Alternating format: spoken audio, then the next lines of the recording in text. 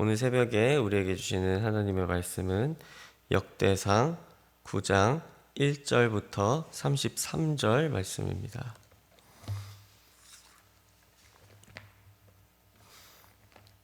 역대상 9장 1절부터 33절 말씀입니다.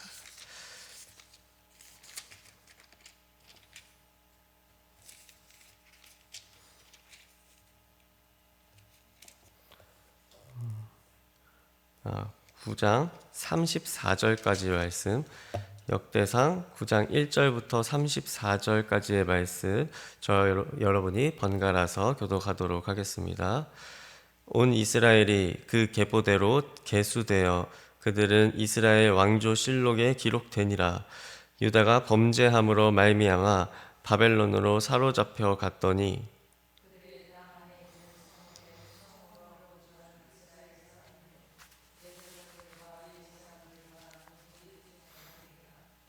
유다 자손과 베냐민 자손과 에브라임과 므낫세 자손 중에서 예루살렘에 거주한 자는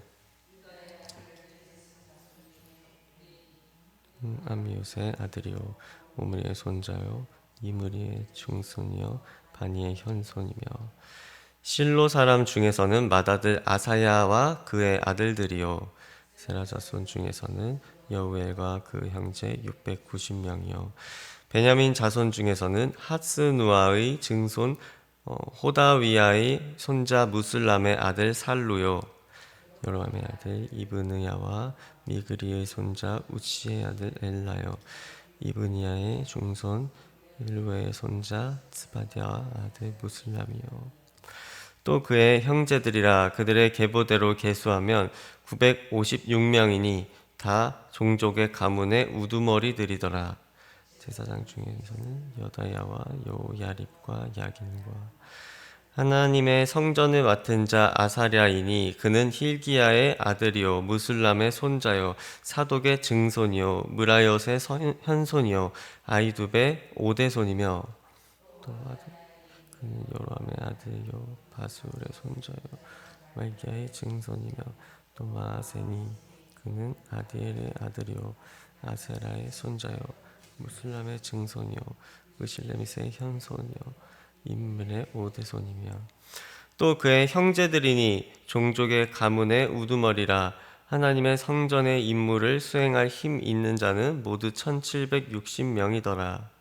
이 사람 중에서는 무라리 자손 스마야이니 그는 핫술의 아들이요 아스리감의 손자요 하사베아의 증손이며 또 박박갈과 헤레스와 갈랄과 마따냐이니 그는 미가의 아들이요 시그리의 손자요 아삽의 증손이며 또 오바댜이니 그는 스마야의 아들이요 갈랄의 손자요 여두둔의 증손이며 또 베레갸이니 그는 아사의 아들이요 엘가나의 손자라 느도바 사람의 마을에 거주하였더라. 문지기는 살룸과 악굽과 달몬과 아히만과 그의 형제들이니 살룸은 그 우두머리라. 이 사람들은 전에 왕의 문 동쪽 곧 레위 자손의 진영의 문지기이며 고라의 증손 에비아삽의 손자 고레의 아들 살룸과 그의 종족 형제 곧 고라의 자손이 수종 드는 일을 맡아 그 성막문을 지켰으니 그들의 조상들도 여호와의 진영을 맡고 출입문을 지켰으며 여호와께서 함께하신 엘르아살의 아들 비느하스가 옛쪽에 그의 무리를 거느렸고 무셀레미아의 아들 스가리아는 회막 문지기가 되었더라. 택함을 입어 문지기 된 자가 모두 212명이니 이는 그들의 마을에서 그들의 계보대로 계수된 자요 다윗과 선견자 사무엘이 전에 세워서 이 직분을 맡긴 자라. 그들과 그들의 자손이 그 순찰을 쫓아 여호와의 성전 곧 성막 문을 지켰는데 문지기가 동서 남북 사방에 섰고 그들의 마을에 있는 형제들은 이레마다 와서 그들과 함께 있으니 문지기의 우두머리 된 레위 사람 넷이 중요한 직분을 맡아 하나님의 성전 모든 방과 곳간을 지켰습니다. 그들은 하나님의 성전을 맡은 직분이 있으므로 성전 주위에서 밤을 지내며 아침마다 문을 여는 책임이 그들에게 있었더라. 어떤 자는 섬기는 데 쓰는 기구를 맡아서 그 수요대로 들어가고 수요대로 내오며, 또 어떤 자는 성소의 기구와 모든 그릇과 고운 가루와 포도주와 기름과 유향과 향품을 맡았으며, 이 아들 이중에 있더니 향품으로 향기름을 만들었으며, 고라 자손 살룸의 맏아들 마띠자라 하는 레위 사람은 전병을 굽는 일을 맡았으며, 또 그의 형제 그앗 자손 중에 어떤 자는 진설하는 떡을 맡아 안식일마다 준비하였더라. 또 찬송하는 자가 있으니 곧 레위 우두머리라. 그들은 골방에 거주하면서 주야로 자기 직분에 전념함으로 다른 일은 하지 아니하였더라. 그들은 다 레위 가문의 우두머리이며 그들의 족보의 우두머리로서 예루살렘에 거주하였더라. 아멘. 우리는 이제 어제에 이어서 한 주 동안 계속 역대상을 보고 있습니다. 역사의 흐름을 이렇게 따라서 역대상도 기록되어 있고 이제 보고 있는데, 그 중에서도 오늘의 말씀은 이 바벨론의 포로로 잡혀간 이스라엘 사람들과 남유다 사람들이 다시 이스라엘로 귀환했던 시기를 이렇게 비춰주는 거죠. 이 포로들은 주로 이 유다의 자손, 또 베냐민의 자손 에브라임과 므낫세 지파 자손, 또 제사장, 그리고 레위인으로 이렇게 다양한데, 앞서 아수르에 의해서 멸망한 그 북이스라엘 자손들이랑 남유다 사람들이 함께 바벨론의 포로로 있다가 이제 바벨론이 바사, 페르시아로 바뀌고 나서 이제 복귀를 하는 것입니다. 오랜 시간 포로로 있다가 이렇게 풀려나게 됐는데, 바사왕 고레스가 이제 원래 살던 곳으로 돌아가도 된다고 허가를 해주어서 이렇게 이 학개와 스가랴가 주축이 되어가지고 에스라가 주축이 돼가지고 돌아갑니다. 이들은 서로가 멸망할 때까지, 즉 북이스라엘과 남유다는 서로가 멸망할 때까지 결국에는 연합하지 못했던 것입니다. 그렇게 하다가 각각 이들이 하나님을 의지하지 못하고 범죄함으로 다른 것들을 신 삼아서 믿고 그러한 범죄를 저질러서 결국 뿔뿔이 흩어지게 되고 결국 적국인 바벨론 안에서 이제 함께 살게 되었습니다. 북이스라엘과 남유다 사람들이 바벨론 안에서 함께 살아가는 것입니다. 그리고 긴 시간을 함께 견디면서 다시 이제 한 민족이 돼서 이스라엘 민족의 땅으로 이제 돌아올 기회가 생겼습니다.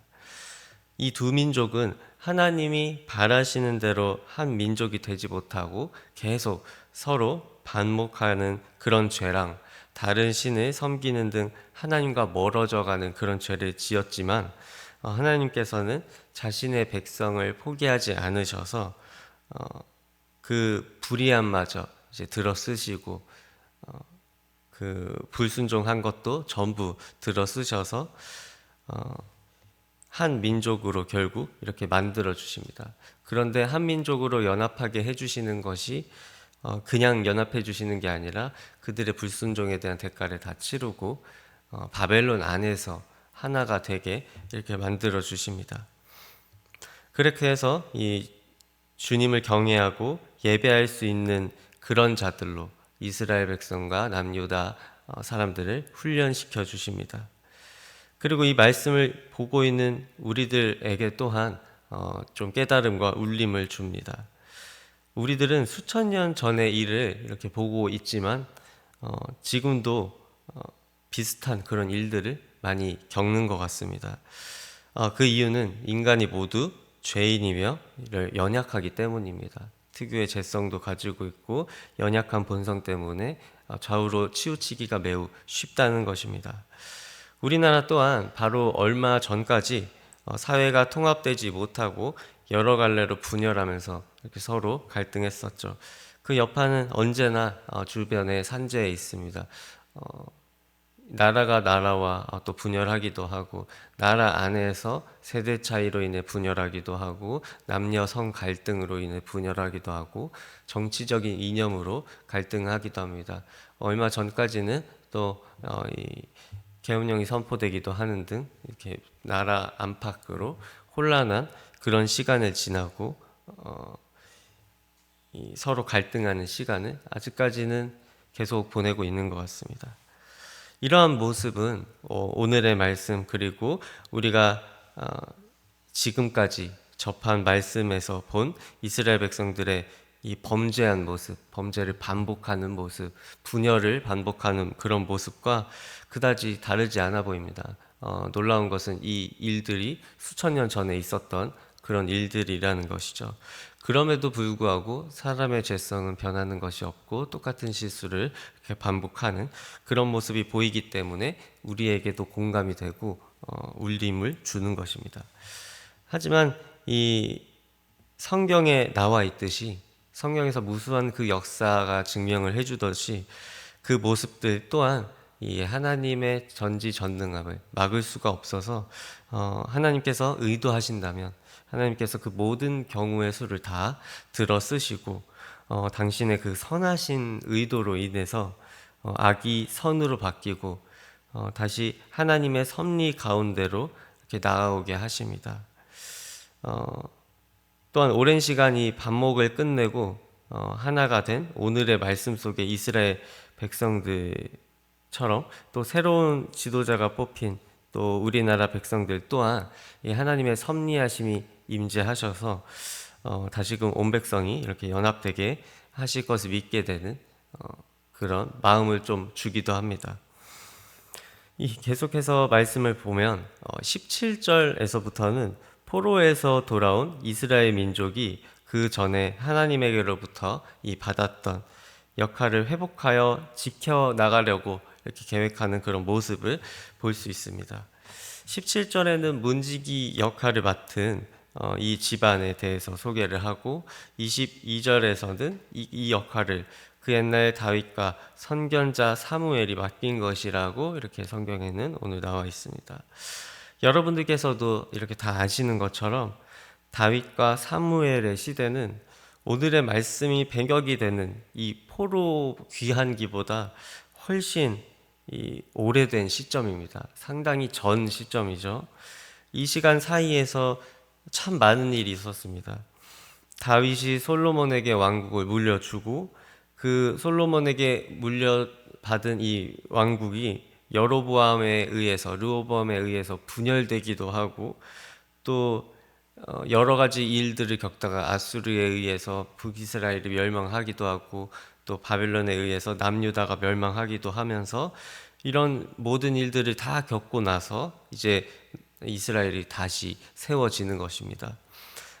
그래서 이렇게 듣기만 해도 긴 시간이 지났구나 하는 것을 알 수 있는데 심지어 이제 나라가 없어지고 민족이 뿔뿔이 흩어지는 그런 일들을 이 이스라엘 백성들은 긴 시간 동안 경험을 한 것이죠. 특히나 또 아수르 제국에게 이게 멸망당했을 때는 북이스라엘 사람들을 그 아수르 정책 중에 이제 흩음 정책이라는 게 있습니다.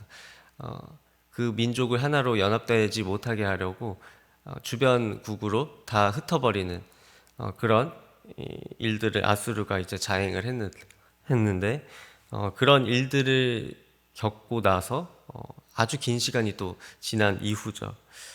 그렇게 했는데도 또 남유다 민족도 전부 분열되고 포로로 넘어가고 어떤 사람은 또 다른 나라로 흩어지고 이렇게 했는데도 이렇게 오늘의 말씀에서처럼 어떤 이들은 문지기를 맡고 어떤 이들은 다른 거를 맡고 뭐 성전을 맡고 뭐 이런 일들을 맡으면서 심지어는 이 곳간 맡은 자들의 그 역할까지도 본인들이 다 기억해서 하나님이 부여하신 역할을 각 집안에서 이렇게 담당을 하고 긴 시간이 흐른 뒤인데도 불구하고 다시 이스라엘로 돌아올 때가 되니까 다시 실행하는 그 모습을 볼 수 있습니다. 이것은 이 직분을 맡은 사람들이, 하나님이 맡겨주신 이 직분을 맡은 사람들이 어떠한 일이 있어도 하나님이 주신 그 역할을 저버리지 않고 지키려는 마음이 있었기에 이게 가능했던 일이죠. 사실은 보통 의지로서 되는 것이 아닙니다. 우리들은 이러한 일들을 평생에 한번 겪어볼까 말까한 그런 상황인 거죠. 지금으로 좀 알아듣기가 쉽게 좀 설명을 드리자면, 이게 지금 우크라이나랑 러시아랑 전쟁을 하고 있는데, 제가 우크라이나 백성인 겁니다. 그래서 그 사이에 지금 전쟁이 발발한 지 한 3년쯤 됐는데, 그 전에 3년 전에 살던 그 일상을 우크라이나인들은 이제 다시 살아갈 수가 없죠. 이스라엘 백성들도 그런 입장이었는데, 전쟁이 언제 끝날지도 모르는 그런 입장에 있다가 심지어 수십 년 동안 포로로 또 이 다른 나라에 또 이주해 있다가 다시 자기 나라로 돌아와서 다시 재건을 해야 되는 겁니다. 그래서 보통 의지로는 되는 것이 아닌데, 이스라엘 사람들의 이 민족들의 이 하나님을 열망하고자 하는 마음, 또 하나님에게 순종하고자 하는 마음이 이 마음속 깊은 곳에 남아 있었기 때문에 이 모든 것들이 좀 가능했던 것이죠.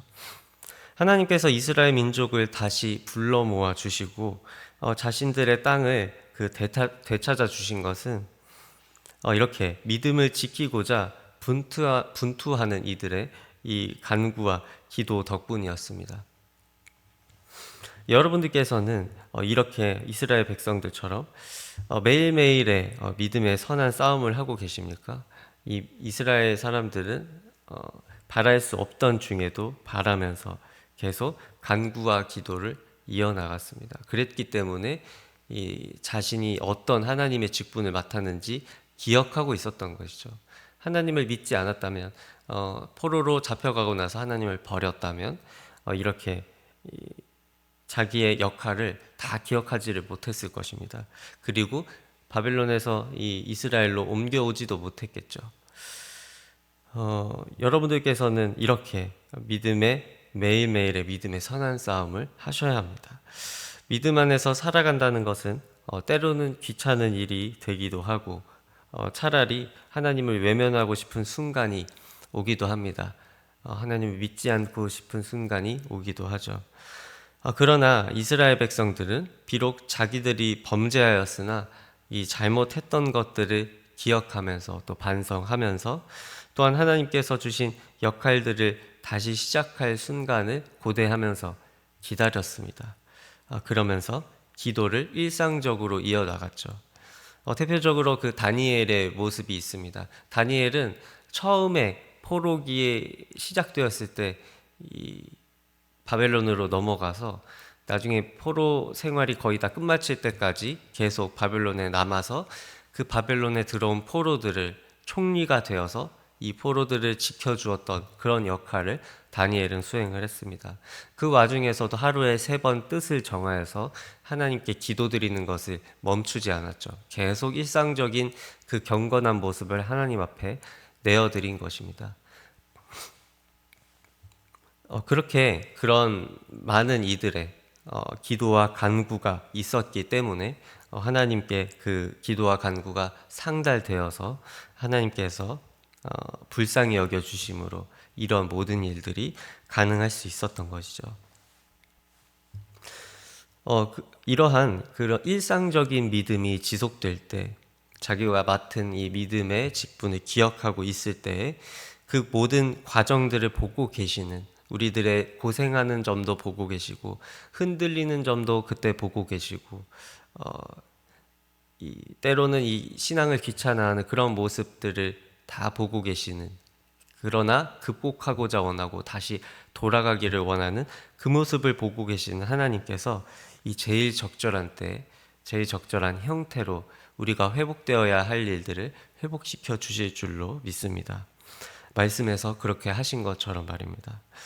여러분들 또한 회복되어야 하는 그런 일들이 혹시 있으신가요? 믿음을 유지해 나가기 어려운 상황 가운데 있으십니까?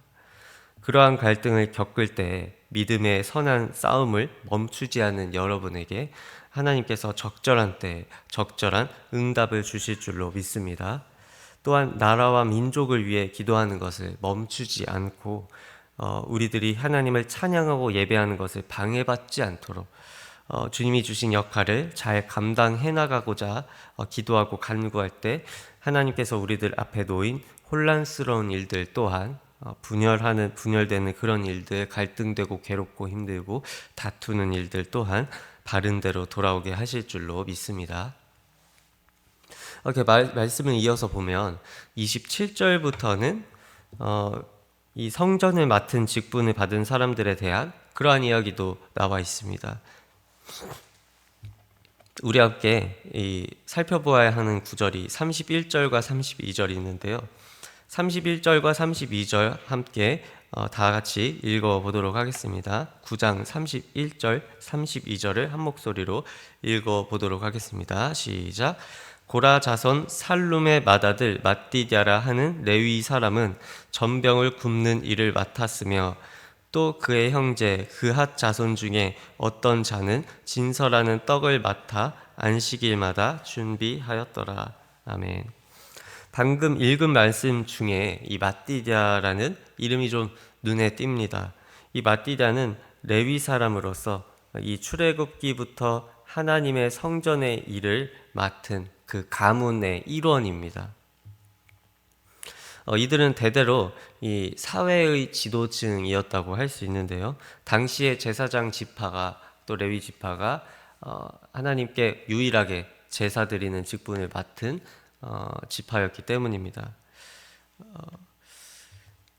그래서 이들은 포로가 되기 전에는 소위 말해서 대접받는 계층의 사람들이었을 것입니다. 양반 같은 거죠. 귀족 같은 거나 바벨론에서도 자신들이 이 지배하게 된 민족들의 이 포로를 잡아올 때 보통은 왕족이나 귀족 등 사회에서 높은 계층의 사람들을 주로 잡아왔습니다. 왜 그랬을까요? 높은 계층에 있는 사람들, 귀족이나 왕족에 있는 사람들일수록 이 배움의 정도가 높고 그래서 백성을 변화시킬 힘이 있다고 생각해서입니다. 백성을 변화시킬 힘이 이 사회 지도층에 있는 것이죠. 실제로 우리가 생각해봐도 그런 것 같습니다. 사회 지도층에 의해서 나라의 비전이 제시되고 민족의 비전이 제시돼서 정책을 잘 추진하면 나라가 이렇게 긍정적으로 변화되는 그런 효과를 누릴 수가 있는 거죠. 그것을 반대로 이용해서 바벨론에서는 포로를 잡아갈 때 사회 지도층을 잡아갑니다. 잡아가서 그들의 방식대로 교육을 하죠. 다니엘이 느부갓네살 왕의 그 바벨론 이 전통을 따르지 않았던 것처럼 이 바벨론에서는 이 포로로 잡아간 이 국가의 사회 지도층들을 교육시켜서 그 민족 전체를 자신들의 문화권 안으로 넣고 자신들의 질서 안에 넣어서 지배하기 용이하게 하려고 이렇게 잡아갔습니다.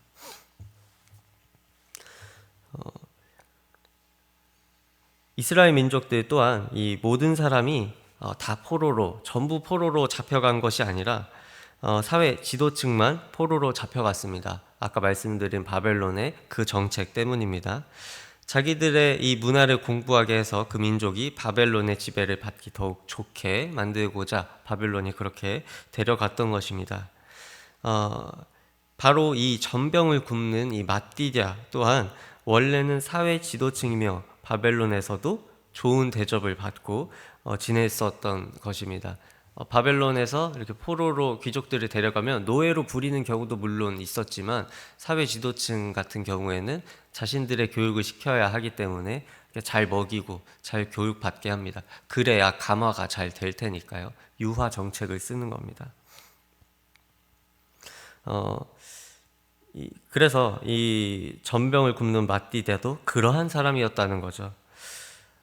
바벨론에서 또 좋은 대접을 받고 지냈지만 다시 예루살렘으로 돌아와서는 포로 생활을 끝마치고 돌아와서는 허드렛 일이라고 할 수 있는 또 전병 굽는 일을 하게 되는 것입니다.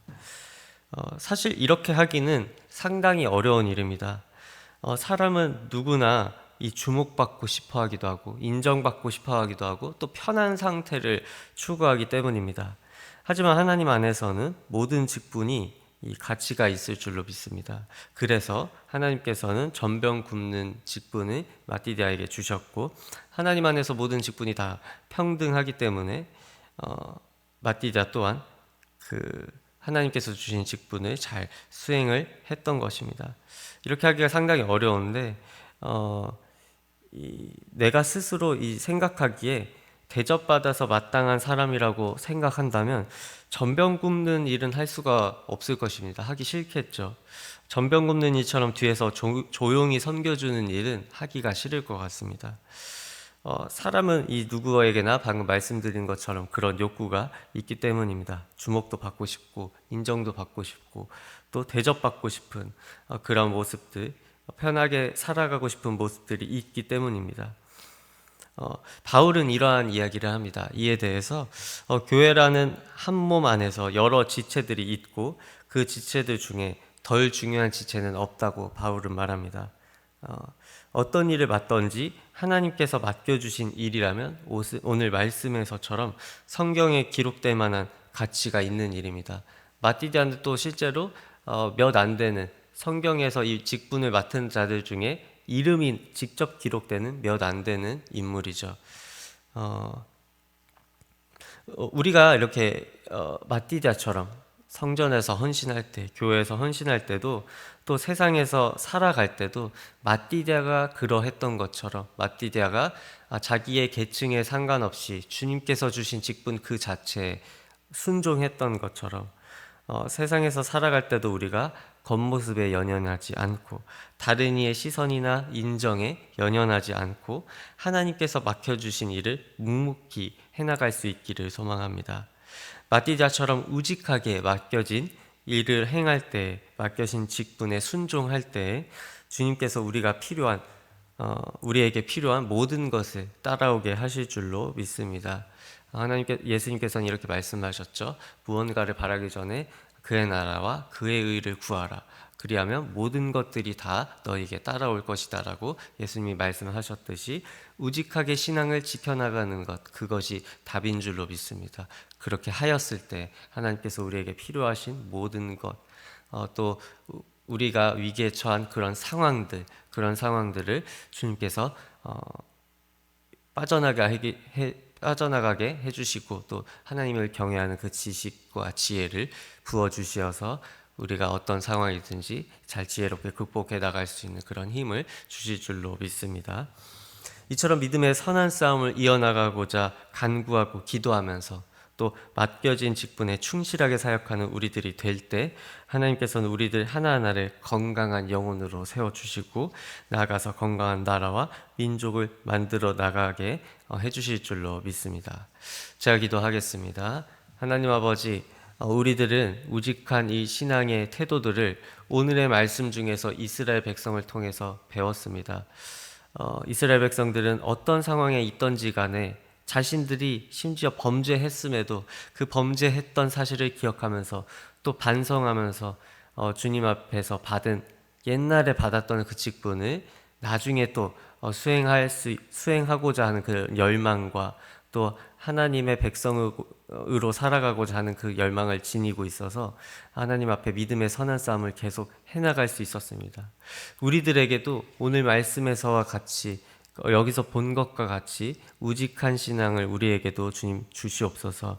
그리하여 이 마띠디아와 같은 어떤 직분을 맡던지 순종할 수 있는 사람이 될 수 있도록 도와주셔서 성경에 기록될 수 있을 만한 그러한 영광을 함께 누릴 수 있고 또 하나님께서 주신 은혜와 사랑을 온전히 충분하게 누릴 수 있는 우리 될 수 있도록 주님 도와주시옵소서. 이 모든 것 예수님의 이름으로 기도드립니다.